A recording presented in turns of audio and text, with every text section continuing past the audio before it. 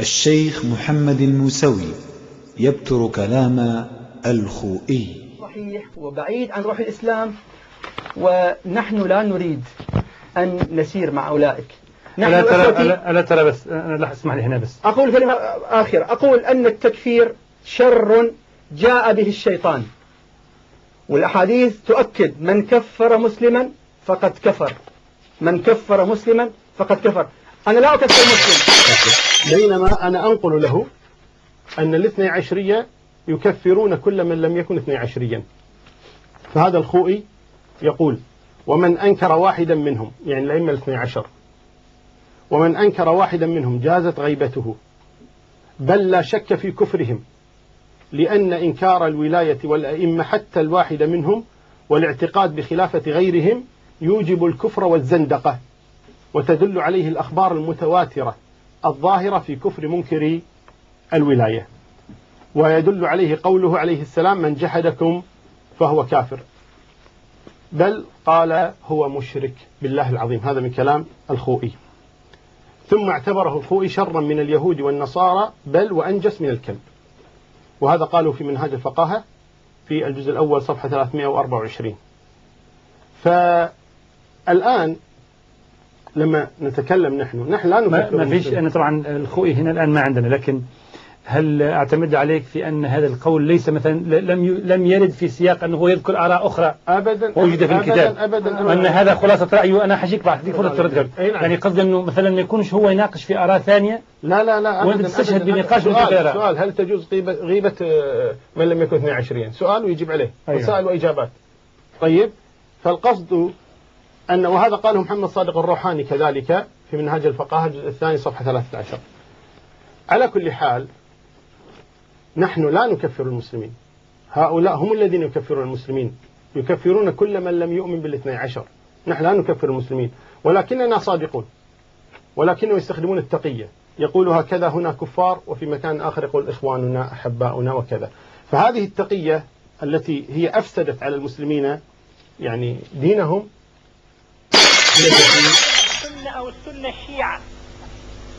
وأذكر هنا مثالا واحدا حول ما ذكر البارحة من أن السيد الخوئي رحمه الله يرى كفر غير الشيعة.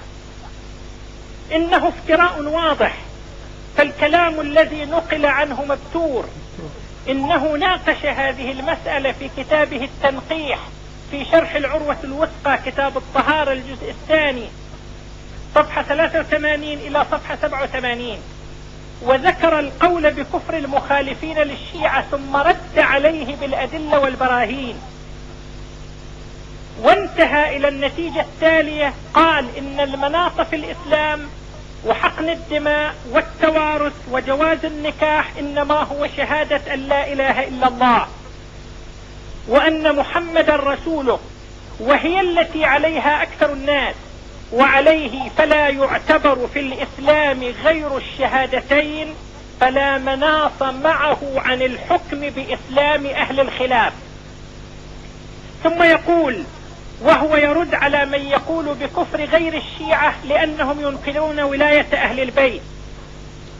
قال ما نصه الضروري من الولاية إنما هي الولاية بمعنى الحب والولاء، وهم أي السنة غير منكرين لها بهذا المعنى، بل قد يظهرون حبهم لأهل البيت.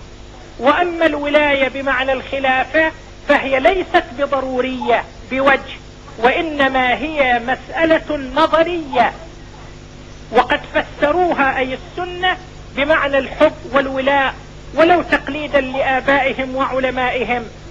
نعم، الولاية بمعنى الخلافة من ضروريات المذهب لا من ضروريات الدين.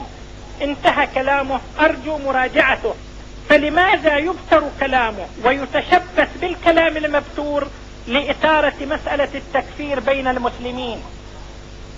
ينبغي أن نكف عن هذا الأسلوب، وأن يبحث كل طرف عن الأمور والجوانب التي يراها سليمة عند الطرف الآخر لتشجيعها وتنميتها. يقول كلام الخوئي مبتور. لا، ليس كلام الخوئي مبتورا، بل كلام الخوئي نقلناه بنصه من كتابه، وأنت الآن تنقل من كتاب آخر، وهذه تشكل قضية مهمة وهي التي قلناها التقية. أنه في كتاب يقولون شيئا وفي كتاب آخر يقولون شيئا آخر. حتى هنا في هذه المناظرة، حتى في المناظرات السابقة تستخدم مثل هذه الأمور. ولذلك نحن نقول الخوئي ما بترنا كلامه، بل نقلناه كاملا في إجاباته على المسائل في مصباح الفقاه في الجزء الثاني صفحة 13.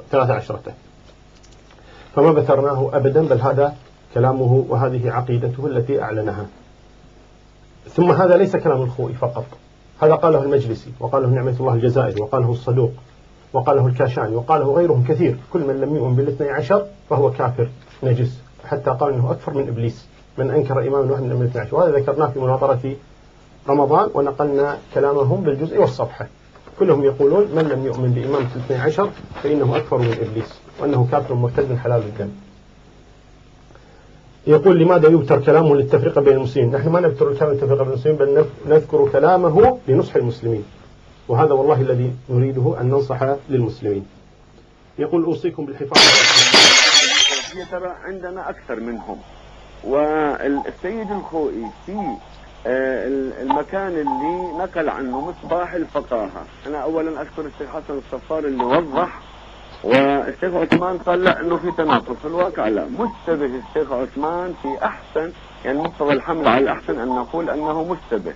أنا لما سمعت الفتوى من الشيخ عثمان تعجبت، سألت اثنين من خاصة تلاميذ السيد الخوئي قدس الله نفسه صدفة معنا في الحج، العلامة الشيخ فخر الدين الزنجاني والشيخ مسلم الداوري، قالوا أبدا لا يوجد.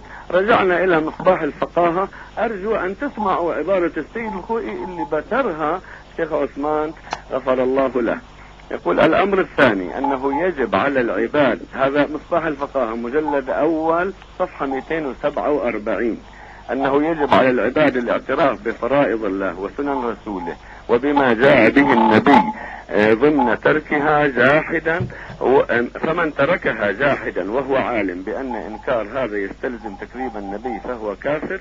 ثم يقول وإلا فلا ملازمة بين الإنكار والكفر، ومن هنا لا يحكم بكفر المخالفين في الظاهر مع إنكارهم الولاية. هذا نص العبارة، مع الأسف ما نقلها. أنا موضوعي فعلا ليس هذا موضوعي، أريد من هذه القاعدة الصلبة لاستطعت. طيب، وهذا كلام الخوئي الذي يقول بترناه. اقرأه أيها الهاشمي. نعم بترته. اقرأه. نعم. الذي بترناه. لا يا عزيزي، هذا في ضمن استدلال عدة صفحات. استدلال شرح هذه الفقرة. صحيح. قوله يشرح قوله ويرد على قوله.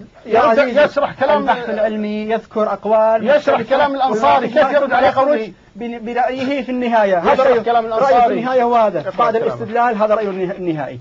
شوف بعد كل استدلال أقوال متضاربة ورأيه النهائي في كل مكان. مستقية يا أخي، هذا الكتاب موجود ومطبوع، لا تتهم الناس، لا تتهم الناس. اقرأ هذا الشيء النهائي.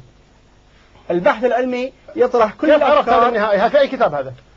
هذا في أي كتاب موجود؟ في أي كتاب؟ الكتاب بسم الله الرحمن الرحيم. أي كتاب؟ الكتاب هذا وهو فقه الشيعة الجزء الثالث. هذا كتاب آخر. هذا كتاب آخر. بعد هذا كتاب آخر. طيب ليس وقتك هذا حتى تتكلم. لا أنت تكلم في وقتك، ما سألتك، سألتك عن الكتاب. ما هو الكتاب؟ أنهم جميعا كلهم مسلمون. ما تستطيع تسكت. طيب أوكي احنا عندنا لا إذا ما تقرأه اقرأه. لحظة بس. عندك كيف المرجع؟ لا فيه هذه الرواية موجودة، ومن هنا يحكم بإسلام الأولين الغاصبين لحق أمير المؤمنين عليه السلام إسلاما ظاهريا لعدم نصبهما ظاهرا عداوة لأهل البيت، وإنما نازعوهم في تحصيل المقام والرياسة العامة. فالفقرة اللي الشيخ الخميس عاوزنا نشوفها هي قوله إن قول من حرمة الغيبة مشروطة بالإيمان. يشرح كتاب الأنصاري يقول شوف يقول إن ظاهر الأخبار اختصاص حرمة الغيبة بالمؤمن. الغيبة لما تغتاب حد، الغيبة حرام تغتاب المؤمن.